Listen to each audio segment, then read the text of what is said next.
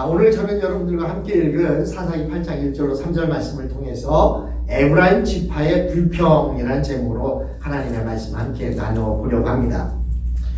지금 한국은 선거철이 되었습니다. 올 3월 9일인가요? 대통령 선거가 있습니다.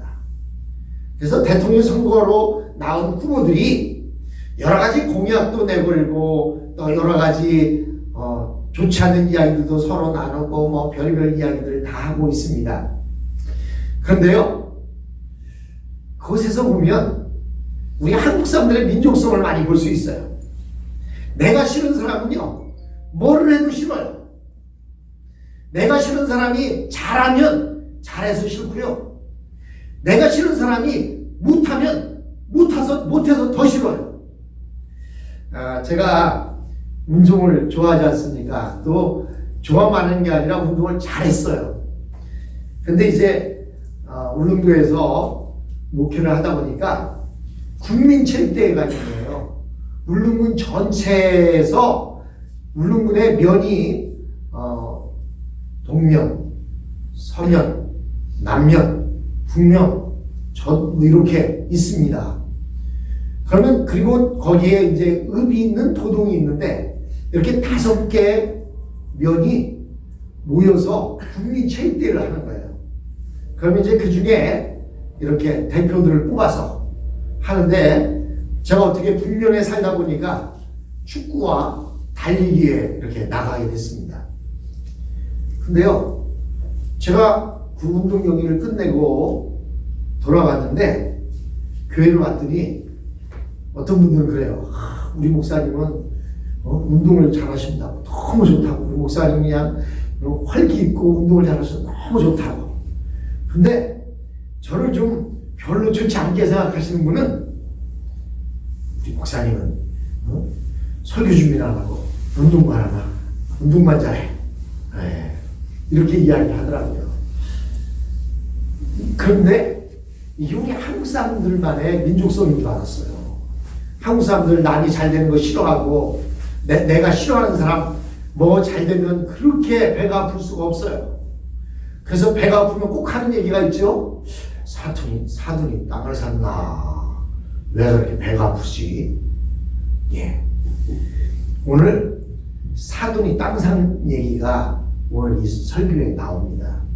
오늘 본문에 보니까 사돈이 땅을 샀어요. 사돈이 땅 사면 어떻다고요? 배가 아파요. 왜 배가 아플까요? 질투도 나고 시기도 나고 또 사돈지간에는 참 멀 사이인데 그 사돈이 잘 됐다고 하는 소리가 배가 아픈 거예요. 오늘 에브라임 지파의 불평, 한마디로 말하면 사돈이 땅을 사서 불평을 하고 있는 내용입니다. 그 얘기를 한번 제가 성경 말씀을 통해서 함께 여러분들과 풀어보려고 합니다. 기드온과 300명의 용사는 밤에 미디안을 습격해서 큰 승리를 거뒀습니다. 7장까지 우리가 보았지 않습니까? 그런데 이번에는 이렇게 승리를 거뒀으니까 모두가 기뻐하고 즐거워하고 함께 환호성을 지르고 우리가 이겼다 하고 잔치를 벌여야 하는데 이렇게 이기고 나니까 이스라엘 내부에서 문제가 발생하게 된 것입니다. 그것이 바로 8장 1절에 나옵니다. 에브라임 사람들이 기드온에게 이르되, 우리가 읽은 세 번역에는 장군님 이렇게 되어 있는데요, 개역개정이 이렇게 되어 있어요. 내가 미디안과 싸우러 갈 때에 우리를 부르지 아니하였으니 우리를 이같이 대접하면 어찌 됨이냐 하고 그와 크게 다투니라. 세번역 성경에는 이 내용을 좀 부드럽게 융화시켜서 세번역 성경을 다시 한번 제가 읽어봐 드리겠는데요. 자, 한번 같이 보세요. 그때 에브라임 사람들이 기드온에게 말했다. 장군께서는 미디안과 싸우러 나가실 때 우리를 부르지 않으셨는데 어떻게 우리에게 이렇게 하실 수 있습니까? 그들이 기드온에게 거세게 항의했다. 자, 여러분들이 가지고 있는 개역개정 성경에는 이 내용을 한번 저와 비교해 보세요. 에브라임 사람들이 기드온에게 이르되 네가 미디안과 싸우러 갈 때에 우리를 부르지 아니하였으니 우리를 이같이 대접함이 어찌 됨이냐 하고 그와 크게 다투니라. 세 번역에서는 부드럽게 융화시켜서 내용을 써놨는데 개역개정에서는 크게 다퉜다. 저기서는 거세게 항의했다. 항의는 한 사람이 막 부딪는 겁니다. 다투는 건 뭐예요? 서로 막 부딪혀 싸우는 거예요. 자, 전쟁은 끝났습니다. 이제 남은 일은 마지막 남아있는 패잔병을 추격해서 그들을 다 물리치는 것입니다. 그런데 바로 그 순간에 에브라임 지파의 불만이 터져 나왔습니다. 이 말을 쉽게 다시 풀어보면 너희가 뭔데 우리한테는 물어보지도 않고 너희 마음대로 미디안과 싸웠느냐? 너 우리를 무시하는 거 아니야? 감히 우리 에브라임 지파를 무시하고 우리한테는 한마디 상의도 안 하고 네가 전쟁터에 나가서 전쟁을 해? 근데 여러분, 만약에 쳤더라면 어땠을까요? 한번 바꿔 생각해 보세요. 만약에 치면 에브라임 지파들이 뭐라고 했을까요? 야, 너 그 봐, 왜 우리를 안 데리고 나가서 네가 싸워서 지냐? 그런데 속으로는 어떻게 생각했을까요? 아이고 쌤통이다. 아이고 다행이다. 저 전쟁에 내가 나갔더라면 나도 저렇게 폐잔병이 돼서 돌아가고 코가 쑥 빠지고 다 이리저리 다치고 부상당해서 돌아왔을 텐데 아이고 안 불러줬으니 얼마나 고마워. 속으로는 정말 정작 그들의 생각은 그랬을 텐데 뭐라고 얘기하냐면 야, 왜 우리 안 데리고 나가서 니네끼리 가서 싸우다 치냐? 그렇게 얘기했을 거예요. 근데 지금 전쟁에서 이기고 나니까 뭐라고 얘기합니까? 너희들 왜 우리를 데리고 나가지 않고 너희들끼리 미디안과 싸우냐? 이렇게 말하는 겁니다. 즉 우리도 같이 갔으면 우리도 순전가를 부르고 우리가 잘나서 그랬다, 우리가 도와서 그랬다 이렇게 어깨에 힘주고 말할 수 있을 텐데 너 왜 우리들을 무시했어? 현재 이렇게 말하고 있는 것입니다. 이 이야기를 들어보면 평소에 에브라임 지파가 므낫세 지파에 대해서 어떻게 생각하고 있었는지를 우리는 잘 알 수가 있습니다. 여러분, 에브라임 지파와 므낫세 지파는 요셉이라고 하는 한 조상을 가지고 있어요. 사실 요셉의 큰아들이 므낫세였고 작은 아들이 에브라임이었는데 야곱이 마지막 축복할 때 어찌한 저인지 몰라도 하나님께서 뭐 그렇게 시켜서 했겠지요. 아들에게 오른쪽에는 야곱의 오른쪽에는 큰아들 므낫세를 앉혀놓고 왼쪽에는 에브라임을 앉혀놓고 축복해 주기를 바랐는데 한국 사람이나 동양 사람들은 오른쪽, 미국도 마찬가지인 것 같아요. 오른쪽을 라이트라고 하잖아요. 바른 손 이렇게 얘기하잖아요. 오른손은 더 힘이 있는 손이라고 이렇게 생각을 합니다. 그래서 큰아들 므낫세를 그 앞에 앉혀놨는데 야곱이 눈도 잘 보이지 않고 기력도 세한 양반이 갑자기 손을 엇갈려서 이렇게 축복을 하는 거예요. 그래서 요셉이 얘기합니다. 아버지 아니에요. 오른쪽 앞에 있는 아들이 큰아들이에요. 그랬더니 네, 야곱은 자기 고집대로 축복을 해줍니다. 즉 여기서 말하고 있는 에브라임 지파나 므낫세 지파는 한 형제예요. 한 현재 지파예요. 그런데 지금 에브라임 지파는 그 뒤로는 에브라임 지파가 강성해졌습니다. 그리고 므낫세 지파는 쪼그러들었어요.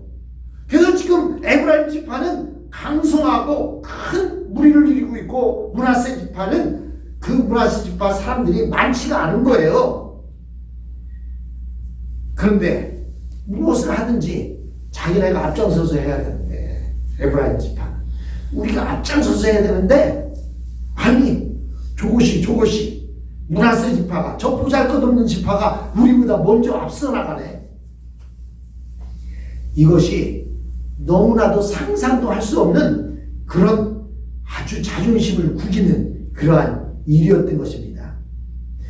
이번에 눈이 한마디 없이 미디안을 선제 공격한 것은 물론 거기다가 저 잔병들을 뒤쫓는데 자기네들도 같이 쫓아가서 도망 나오던 사람들 예, 여기에 보시면 3절에 보시면 뭐라고 얘기합니까? 오렙과 수렙을 너희 손에 붙였으니, 그 얘기는 뭐냐면 전쟁에서 져서 장군들 두 사람이 도망을 치는 거예요.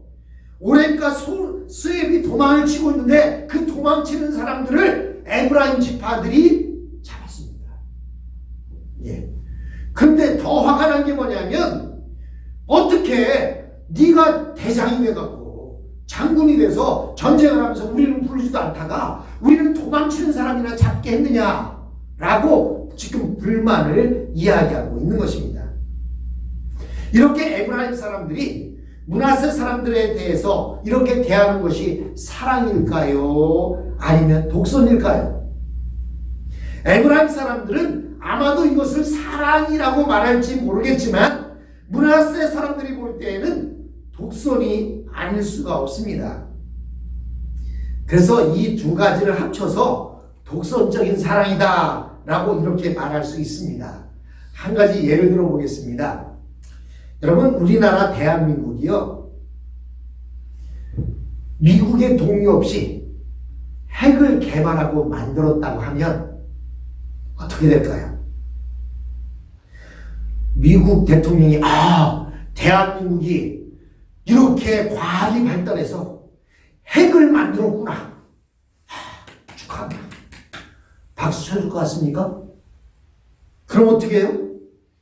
아마도 어린아이에게 칼을 쥐어준 사람의 모양처럼 험한 무기를 손에 넣었다고 해서 온갖 수단 방법을 다 동원해서 제재를 가하려고 합니다. 물론 북한은 어떻게 할지 모르는 사람들이기 때문에 북한이 핵을 가지려고 할 때 제재를 가하는 건 좀 이해가 됩니다. 그러나 한국과 미국은 아주 끈끈한 동맹이라고 이야기하고 어디에 가나도 민주주의의 최첨단을 걸어가고 있는 대한민국이 핵을 만들었다고 하면 당신네 나라도 핵을 만들었으니까 축하할 리뷰하고 축하해 줄 것 같지만 아닙니다. 절대로 축하하지 않습니다. 그리고 그건 만드는 것 없애지 않으면 이건 맞고 저건 맞겠다고 엄청난 제재를 가했을 것입니다. 이렇게 강대국들의 사고방식이 무엇입니까? 핵무기는 너무 위험한 무기이기 때문에 자신들 강대국 몇 개 나라만 가지고 있는 것이지 대한민국이나 적은 나라들이 가지고 놀 것이 아니라는 거예요. 이것이 사랑은 아닙니다. 자기네는 해도 되고 남들은 해서는 안 된다? 그걸고 한국에서는 요즘 유행어로 나옵니다. 내로남불이라고 얘기해요.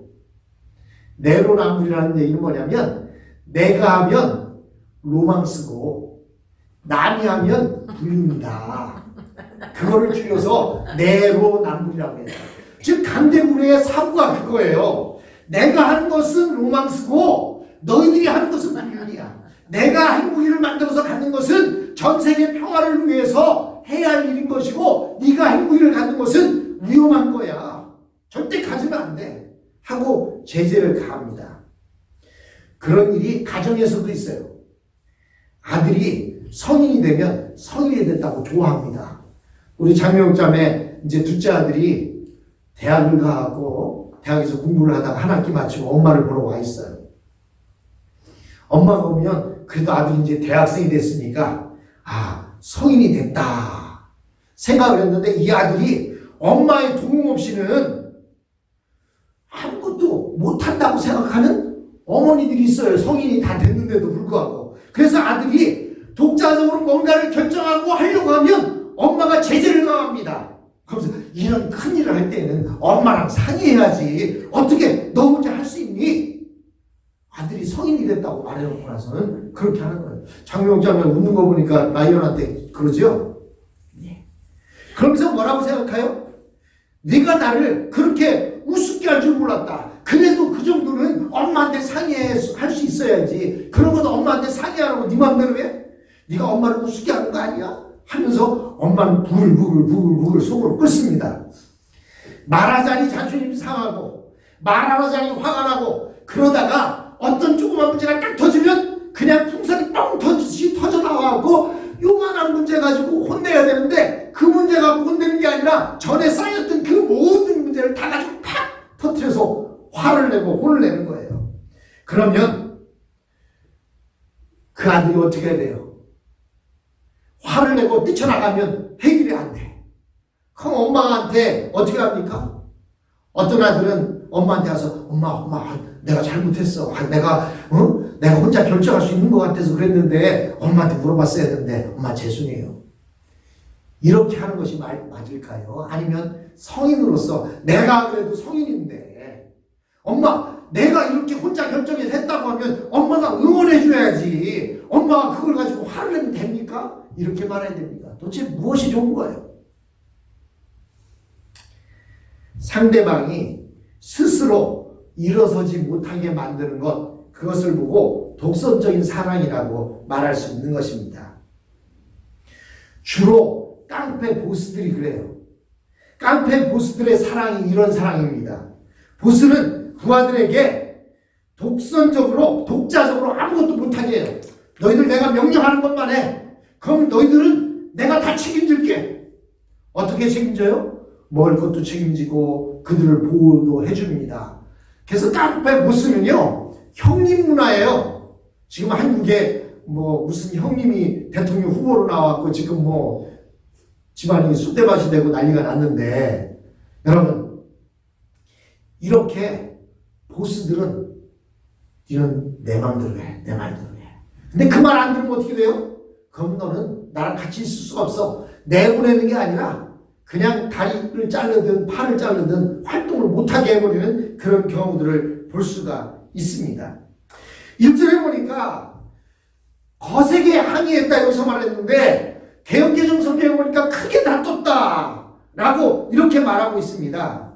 이것은 이 문제 때문에 관계가 험악해져서 일족직반의 위기까지 갔다는 거예요. 전쟁을 하다 말고 같은 편끼리 싸우게 됐다는 겁니다. 지금 국민의힘당이 그래서 선대위가 다 해체돼 버렸어요. 대선 후보와 당 대표가 서로 생각이 달라가고 싸우는 거예요. 지금 이 사사기 8장의 문제가 그겁니다. 지금 기드온이 속해 있는 므낫세 지파와 그리고 에브라임 지파가 전쟁에서 승리를 눈앞에 두고 전쟁을 끝내지도 못하고 자기들끼리 분란이 일어나서 싸울 위기에 갔다는 것입니다. 기드온의 입장에서 보면 에브라임 사람들이 그렇게 난동을 부리는 것, 거세게 항의하고 거세게 다투는 것, 이것을 볼 때 너무나 억울하게 짝이 없을 거예요. 이 전쟁을 시작하기까지는 그는 혼자서 너무나도 무거운 짐을 감당해야 했고 외로운 시간을 보내야 했습니다. 더구나 하나님은 모인 사람들조차도 대부분 다 돌려보내게 하셨습니다. 다른 지파 사람들은 이렇게 돌려보내도 아무 소리 하지 않았어요. 오히려 전쟁에 안 나가게 됐으니까 다행이다 생각하고 돌아갈 수 있었는지도 모르겠습니다. 그런데 에브라임 사람들은 자기들과 의논조차도 하지 않았다고 해서 또 자기들을 선발로 세우지 않았다고 해서 이렇게 난동을 부리고 있는 것입니다. 이것은 철없는 짓일 뿐만 아니라 하나님이 하신 일을 인정하지 않는 행동이었습니다. 하나님이 어떻게 우리를 제켜놓고 너희 같은 것들을 통해서 역사하실 수 있느냐라고 하는 것이 에브라임 지파의 논리였던 것입니다. 이들의 불평과 항의는 기드온을 충분히 분노하게 만들 수 있었습니다. 어쩌면 지금까지 그들에게, 에브라임 지파에게 당해온 서름을 한 번에 되갚을 수 있는 그런 기회로 삼을 수도 있었습니다. 왜? 지금은 내가 군대 장관이니까. 그러나 만약 기드온이 여기서 흥분해서 에브라임 지파와 싸운다면 적의 패잔병들만 기분 좋게 도망치게 만들었을 것입니다. 그래서 가장 중요한 순간에 기드온은 자신의 감정을 억제합니다. 그리고 이렇게 말합니다. 우리 한번 같이 읽어보겠습니다. 2절 앞에 자막 보시고 한번 읽어보겠습니다. 여기서 그가 누구예요? 기드온이 그들에게 말하였다. 같이 읽습니다. 이번에 내가 한 일이 당신들의 한 일에 비교나 되겠습니까? 에브라임이 떨어진 포도를 주는 것이 아비에셀이 추수한 것 전부보다 낫지 않습니까? 하나님이 미디안의 우두머리 오렙과 수액을 당신들의 손에 넘겨주셨습니다. 그러니 내가 한 일이 어찌 당신들이 한 일에 비교나 되겠습니까? 기드온이 이 말을 하니 그들의 노여움이 풀렸다. 제가 이 2절과 3절을 읽으면서 기드온이 옛날의 기드온이 아니구나. 옛날에 어떤 사람이었어요? 자존심이 낮아질 대로 낮아졌던 사람. 그리고 그냥 자격지심에 빠져있던 사람. 그래서 타작을 해도 드러내고 타작을 못하고 포도주 틀 짜는 그 속에서 몰래 미디안 사람 몰래 타작하던 그런 사람. 뿐만 아니라 바알 신상을 깨뜨릴 때에도 낮에 깨뜨리지 못하고 밤에 가서 하나님이 하라고 하는데도 밤늦게 가서 깨뜨렸던 사람. 뿐만 아니라 하나님이 전쟁에 나가라고 하는데 그 전쟁에 나가도 될까요? 나가지 말아야 될까요? 한 번 더 보여주세요 하고 양털 가지고 하나님을 시험했던 기드온이 지금 보니까 대인배가 됐어요. 소가지가 맹맹이 콧구멍 같던 소가지가 대인배가 됐습니다. 그래서 지금 에브라임 사람들이 얘기하는데 지금은 군사를 이끌고 있고 지금 전쟁에서 이겨서 승리를 한 군사 얼마나 그 파워가 막강했겠습니까? 그런 기드온이 바짝 엎드립니다. 그리고 2절과 3절을 얘기하는 거예요. 2절의 말은 이런 얘기입니다. 내가 한 일이 지금 내가 이 전쟁에서 승리한 일이 당신들이 한 일에 비교나 되겠습니까? 내가 지금 이렇게 그냥 오합지졸 이렇게 물리친 거하고 여러분들이 도망치던 그 적의 적장 물리친 일과 비교나 되겠습니까? 그것을 비교한다면 이 정도 될 겁니다. 에브라임에 떨어진 포도를 이건 뭐냐면 여기서 저렇게 말했는데요. 끝물포도라고 말합니다. 에브라임의 끝물포도. 여러분 포도밭에 가보면요. 포도 수확이 끝난 뒤에 가보면 포도를 안 딴 포도들이 있어요. 어떤 포도죠? 포도송이에 2알, 3알, 서너 알씩 남아있는 것들은요. 이게 돈벌이가 안 되니까 따질 않습니다. 그러면요. 이제 포도 다 딴 뒤에 가고 우리 꼬마 때는 어떻게 해요? 그거라도 따먹으려고 들어가서 그거 막 하나씩 따먹는 거예요. 이 끝물포도는요. 쓸모가 없는 거예요. 돈벌이가 안 되는 거예요. 상품 가치가 안 되는 거예요.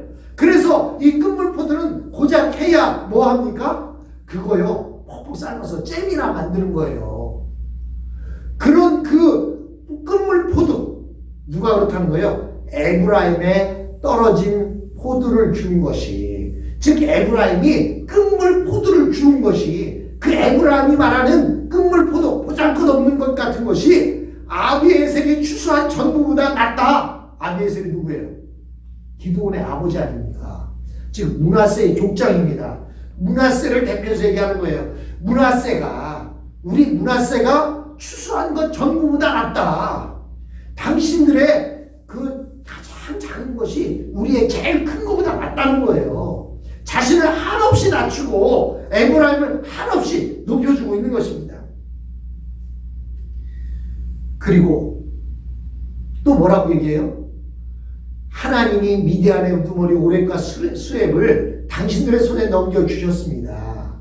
즉 당신들은 우두머리를 잡았지 않냐. 나는 그냥 고작 사명 몇몇 물리친 것 뿐인데 하나님이 너희들에게 우두머리를 잡게 해줬지 않냐. 근데 그 얘기 듣고 이 사람은 똑같은 것 같아요. 에브라임이 그들의 노여움이 풀렸다. 개역개정 성경에는 뭐라고 되어 있냐면 기드온이 이 말을 하니 그때 그들의 노여움이 풀리니라. 그래, 그거야. 얘네들 문화세가 해봤자 그것뿐이지. 그래, 우리 끝을 못하지. 우리 에브라임 지파 중에 제일 못한 자보다 니네 족장이 더 못해. 지금 그 얘기를 기드온의 입에서 하는 겁니다. 여기에서 기드온은 아주 놀라운 겸손을 보여주고 있습니다. 근데 이 비유가 에브라임 지파들이 볼 때에는 그들의 마음에 쏙 드는 그런 비유였던 것입니다. 여러분, 사실 이것은 본문의 이야기가 나온 얘기는 기드온의 이야기가 아니에요. 그때 당시에 에브라임 사람들이 므낫세 사람들을 얕잡아 보면서 만든 비유가 바로 이 내용이었습니다. 야, 니네들 므낫세, 니네 우리 끝물보도보다 못해. 니네들 전부 다 데리고 와봐. 우리 저 막내하고 싸움 붙어봤자 막내 하나도 니네들 못 이길 거야. 라고 하는 비유가 그 당시 있었는데 그 비유를 기드온이 끌어다가 이야기합니다. 그리고 자기가 한 일은 오렙과 수렙을 죽인 일에 비하면 아무것도 아니라는 거예요. 그것을 한자 성어로 말하면 조족지혈이다 라고 말해요. 세발의 피다. 내가 한 일은 세발의 피다. 당신들이 한 일은 세고, 당신들이 이렇게 오렙과 스웹을 죽인 것은 큰 일이었고, 내가 저들을 물리친 것은 새 발에 있는 조금 묻어있는 피에 불과하다라고 이렇게 말했습니다. 너희가 최고야. 아무리 우리가 전쟁을 시작했다고 한들 너희보다 낫겠냐. 이 말을 듣고 에브라임 지파들이 분노를 가라앉혔습니다. 그들은 이것을 기드온의 사과로 받아들이고 그럼 그렇지 하면서 집으로 돌아갔던 것입니다. 에브라임 사람들은 얼마나 자존심이 강했던지 하나님께서 다른 사람들을 통해서 역사하실 수 있다는 사실을 인정하기를 원치 않았습니다. 신학시대에 이런 사람들이 있어요. 누구예요? 유대인들이 성령님이 이방인에게도 들어가서 역사했다는 사실을 인정하기 싫어했어요. 왜냐하면 하나님은 오직 우리 하나님, 우리를 선택하신 하나님, 우리만의 하나님이라고 생각했는데 그 하나님이 이방인들 속에서도 역사한다는 소리를 듣고 그것을 인정할 수가 없었어요. 그래서 인정하고 싶지 않았는데 정말로 성령이 역사하니까 어떻게 해야 돼요? 그래, 그럼 니네들 유대교로 들어와. 니네들 할례 받고 율법을 지켜. 그래서 바울과 유대교의 랍비들과 다툼이 일어난 거예요. 하나님이 이방인에도 하나님이 됐다고 한다면 이방인들을 왜 유대인으로 만들려고 하느냐. 하나님은 유대교만의 하나님이 아니라 온 인류의 하나님이다 라고 이야기한 것이 바로 그 내용 아니었습니까? 지금 에브라임 지파들이 하나님이 므낫세 지파를 통해서도 역사하실 수 있다는 사실을 인정하고 싶지 않아 했던 것입니다. 하나님께서 다른 사람, 다른 교회, 다른 선교단체, 다른 지역에서도 역사하실 수 있다는 사실을 인정하지 않았던 것입니다. 언제나 자신만이 최고고 중요한 일은 항상 자신들을 통해서만 이루어져야 한다고 생각한 것이 에브라임 지파 또 유대교인들의 생각이었습니다. 그들은 왜 이렇게 교만했을까요? 사람 수가 많았기 때문입니다. 에브라임은 큰 족속이었습니다. 그래서 그들은 하나님이 미약한 이 므낫세 지파 사람들을 통해 일하셨다는 사실을 인정하고 싶지 않았고 그것에 대해서 분노하고 다투게 되었던 것입니다. 그렇다면 기드온은 왜 그들과 싸우지 않고 오히려 그들에게 납작 엎드리고 사과하면서 그들을 잘 설득해서 돌려보냈을까요? 에브라임 사람들이 두려워서가 아닙니다. 오직 한 가지 이유가 있다면 그들이 기질이 다르고 성격도 독특해서 도저히 함께 일하기 어려운 사람들이기는 하지만 그래도 이번 전쟁에는 함께 동참해 주었다는 것입니다. 선발대로 나가서 싸우진 않았지만 족장을 잡는 전과를 올리지 않았습니까? 그들은 함께 땀을 흘리고 수고한 동역자들이었다는 사실입니다. 그래서 기드온은 그들과 싸우지 않았습니다. 여러분, 교회 안에서 우리가 함께 신앙생활하면서 마음에 안 드는 것도 많이 있죠. 목사가 마음에 안 드는 것도 많을 것이고, 목사인 제가 성도들이 마음에 안 드는 것도 있을 거예요. 하지만 우리가 왜 마음을 맞추려고 하고 기도하면서 하나가 되려고 하느냐? 우리에게는 한 가지 목표가 있기 때문이에요. 그건 뭐냐면, 이 세상 악한 세력들과 싸워 이기려면 삼겹줄은 시끄러지지 않는다 라고 말하고 있지 않습니까? 그래서 우리가 똘똘 뭉쳐서 싸우러 나가야 되는데, 우리 인원이 이 세상 악한 세력 인원보다 적지 않습니까? 그러니까 뭉쳐야 되는 거예요. 그러니까 교회 안에 있는 사람들이 서로 내 마음에 들지 않아도 서로 이해하고 오해를 하지 않으려고 하고 함께 하려고 하는 것입니다. 아군과 적군을 구별하지 못해서 그냥 쓸모없는 신경전에 힘을 소비하는 사람들이 많이 있습니다. 한국의 국힘당이 그래서 결국 저렇게 쪼개지고 마는 거예요. 그래서 선대위를 다 해체시키고 다시 선대위 만든다 하고, 뭐 총괄 선대위원장이라고 누구를 앉혀놨다가 그 사람 해촉시키고 다시 만든다고 합니다. 내부 총질만큼 어려운 게 없는 거예요. 교회 안에서만이라도, 믿는 사람들만이라도 똘똘 뭉쳐도 싸워서 이기기 버거운 상대가 있는데, 우리가 서로 총질하고 서로 헐뜯고 있다면 어떻게 되겠습니까? 배에 사공이 많으면 배가 산으로 올라가지 않겠습니까? 여러분, 우리가 이 땅에 살아가는 데 있어서 하나님께서는 우리에게 동일한 목표를 주셨어요. 그것은 저 미디안과 싸워서 이기라는 겁니다. 미디안과 싸워 이기려면 어떻게 해야 돼요? 나하고 생각이 좀 달라도, 저 사람과 내가 좀 달라. 틀린 건 아니야. 하지만 우리가 한 마음이 돼야 돼. 하고 함께 뭉쳐서 나가야 되는 것입니다.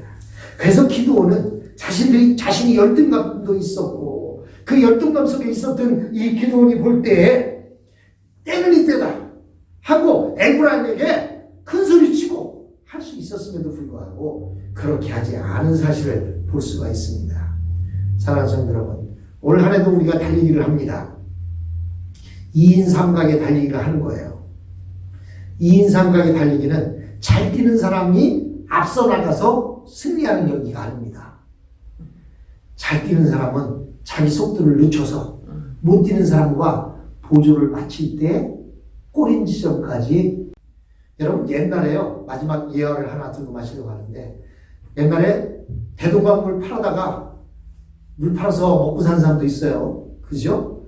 옛날에는요, 물을 떠다가, 한강에서 물을 떠다가 공급해주는 사람들이 있었대요. 저는 뭐 그 시대에 안 살았으니까 잘 모르는데, 아마 우리 권사님 시대에는 그랬었는지 모르는데, 그런데 그때는 양동이가 없어서 무엇으로 했냐면, 나무 조각을 대갖고 물동이를 만들어서 지게에다가 가져가서 물을 떠서 지게를 메고 와서 물 한 동이에 얼마씩 돈을 주고 떠다 주는 사람들이 있었어요. 근데 이 물동이를 만들 때 물동이의 나무 높이를 똑같이 맞춥니다. 왜 그럴까요? 물은요, 높이 있는 것만큼 물이 차이는 게 아니에요. 가장 낮은 거 있는 높이만큼밖에 물이 안 채입니다. 그렇죠? 어떤 건 높고 어떤 건 낮아요. 그러면 물은 얼마큼 차느냐? 높은 것만큼 차지면 좋을 텐데 아니에요. 가장 낮은 것만큼 채고 나머지는 다 흘러나가고 낮은 거 높이만큼만 차랑차랑한 거예요. 교회라는 것이 그렇습니다. 잘난 사람 높이만큼 교회가 차는 게 아니에요. 가장 낮은 사람 높이만큼밖에 물이 안 찹니다. 그렇다면 어떻게 해야 되겠어요? 가장 낮은 사람을 자꾸 지켜주고 격려해주고 위로해줘서 그 낮은 곳을 높이 올리면 올릴수록 물의 양은 점점점 높아지게 되는 거예요. 즉 위에 삐쭉 올라와 있는 그 나무를 잘라서 가장 낮은 곳에다 덧대갖고 높이를 맞추는 거예요. 그래야 물을 그 안에 채울 수가 있습니다. 사랑하는 성도 여러분, 올 한 해 살아가는 동안 어떤 것은 내가 잘하는 것이 있고 어떤 것은 저 사람이 잘하는 게 있어요. 그러면 나 잘났다고 뛰기 시작하면 교회는 산으로 갈 겁니다. 배가 산으로 가듯이.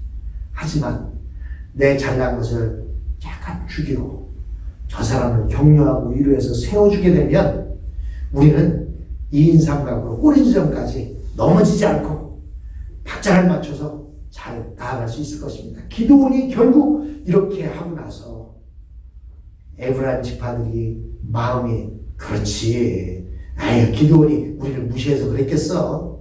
그래, 그럼 우리 끝물포도가 저 기드온의 만물포도보다 낫고 저 추수한 전부보다 낫지 하고 돌아갈 수 있는 것처럼 사랑하는 성도 여러분, 좀 부족한 자들, 약한 자들, 믿음이 어린 자들, 우리가 그들을 책망하거나 그들에게 우리 모든 것을 다 드러내놓고 이야기하기보다는 좀 더 겸손하게 기드온처럼 그래서 화를 삭히고 교회가 함께 성장하고 또 교회가 함께 지역 발전을 위해 수고할 때 하나님께서 가장 기뻐하는 교회가 될 줄로 믿습니다.